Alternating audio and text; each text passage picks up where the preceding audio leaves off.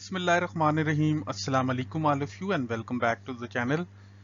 आज का हमारा इंग्लिश स्ट्रक्चर है जिसमें हम ये सीखेंगे कि अगर आपने कहना हो किसी की गुर्बत का मजाक मत उड़ाओ या इस पर हंसो मत या किसी की जिसामत पर आवाजें मत लगाओ, यानी कि जब आप किसी को टॉन्ट कर रहे हो या कोई ऐसी बात कर रहे हो जिससे किसी का दिल टूटे, तो इस तरह के सेंटेंसेस को इंग्लिश में कैसे कहते हैं। To know about this all things please stay tune with the video.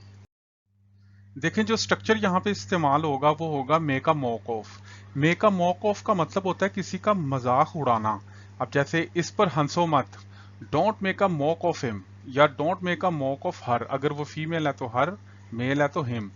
किसी की गुर्बत का मजाक मत उड़ाओ, don't make a mock of anyone's poverty, किसी की गुर्बत का मजाक मत उड़ाओ। इसके कपड़ों का मजाक मत बनाओ या किसी के कपड़ों का मजाक मत बनाओ। यहाँ पे तो ये है ना, यानी कि हम फीमेल की बात कर रहे हैं कि इसके कपड़ों का मजाक मत बनाओ।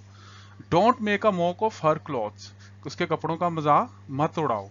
इसी तरह किसी की जिसामत पर आवाजें मत लगाओ, या किसी की जिसामत को जो अल्लाह ने बनाई या आप बुरा भला ना कहें।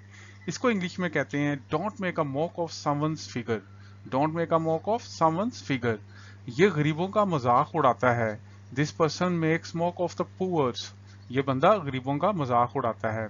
इसी तरह इसने इसके कारोबार का मजाक उड़ाया। अक्सर लोग होते हैं ना, वो अपना कारोबार बताते हैं तो दूसरा बंदा हंसने लग जाता है, यार ये कैसा छोटा सा काम करते हो आप, या उसके बिजनेस का मजाक उड़ाते हैं या उसमें ज्यादा प्रॉफिट ना हो, तो उसको वो क्या कहते हैं, यानी कि हम क्या कहेंगे, इसने इसके कारोबार का मजाक उड़ाया।